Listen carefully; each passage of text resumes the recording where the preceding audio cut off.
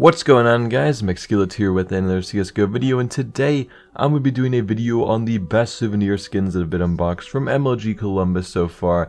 I already did part 1 to this, and now this is going to be part 2. Should be wrapping up all of the really expensive and really rare skins that have been unboxed, and there's definitely a lot more really high tier stuff that's been unboxed since my first video. And starting off, we have a Souvenir Op Dragon Lore minimal wear. This is actually the best Dragon Lore that's been unboxed by far from the latest tournament, because this one's minimal wear.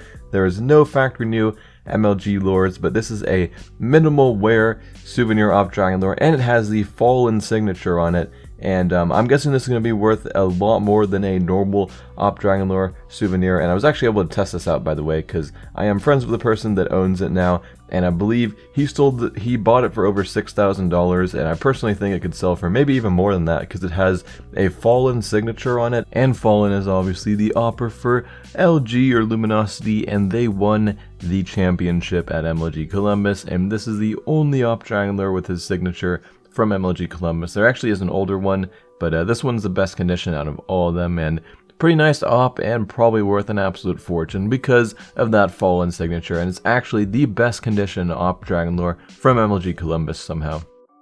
So next up, we've got a Souvenir Factory New Mag 7 Bulldozer, and this can probably sell for over $1,000, and it's basically the only good thing you can get from the Mirage case. And honestly, opening the Mirage souvenir packages is basically just an absolute waste, because almost everything in that case is not worth very much at all.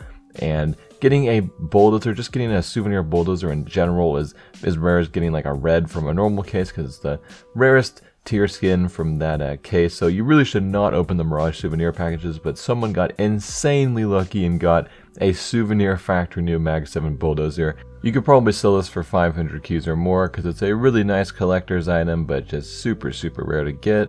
Next up, we have a Souvenir M4A4 Radiation Hazard Factory New. I believe there's going to be 2 that I show in this video. This first one's probably one of the better ones. It's got the Hiko signature on it, and it's got 2 of the All-Star Hollows, of course, and it has the MLG golden sticker in the back. A very nice skin, and for some reason there's actually 3 Souvenir M4A4 Radiation Hazard Factory News that have been unboxed, and I find that a little bit weird because there isn't a single Souvenir Factory New light blue skin that's been unboxed from the All-Star cases, but there's been 3 of the M4A4 Radiation Hazards, even though the Radiation Hazard is a blue, so it should be rarer than a light blue, but for some reason the Factory New one is a lot more common so far, because for all 3 of the light blues there isn't a single Souvenir Factory New one that's been unboxed, but there is one for the Radiation Hazard. I don't really know how that happened, but I guess this is kind of a better skin in general, and a pretty cool collector's item. So we have another Souvenir M4 Masterpiece. I believe I showed some of these in the part 1 video, but this one's got a device signature, and it is minimal wear, so probably one of the best condition ones so far. There's only a few minimal wears, and I believe this one's probably the lowest float one so far. And there is no factory new ones. There hasn't been a factory new Souvenir M4 Masterpiece unboxed in ages, but that thing is worth a fortune. But next up, we have another Souvenir Op Dragon Lore. This is the 4th Souvenir Op Dragon Lore, and there's only 4 Souvenir Op Dragon Lores that have been unboxed from MLG Columbus.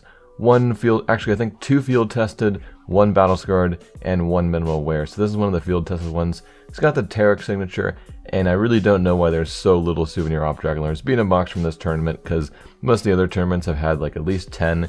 And this one is pretty cool though, because it has the Astralis signature on the scope, or the Astralis team logo on the scope, and I think that actually looks kind of cool. It's got like the star, and just works kind of well in the scope. I thought that was kind of cool, but still kind of a beat up Dragon Lore because it's field tested with not the best float. So this next item is pretty interesting, and this is only a Souvenir Op Pink ODPAT field tested, but it has something special about it. This actually has a signature from, well actually it doesn't have a signature, but this was dropped on a round where Threat got an MVP. If you guys didn't know, Threat was only a sub in the tournament, so he wasn't an actual player that was supposed to play, so there was no signature made for him. So this was actually one of the best drops that has a Threat quote-unquote signature, but really there actually isn't a single signature or anything on it. It just has the 3 normal stickers without a signature sticker on it, which is a little bit interesting. And if you even look in the item description, there's normally a little text talking about who got the MVP, but on this skin it's completely blank. So this is a really unique souvenir item,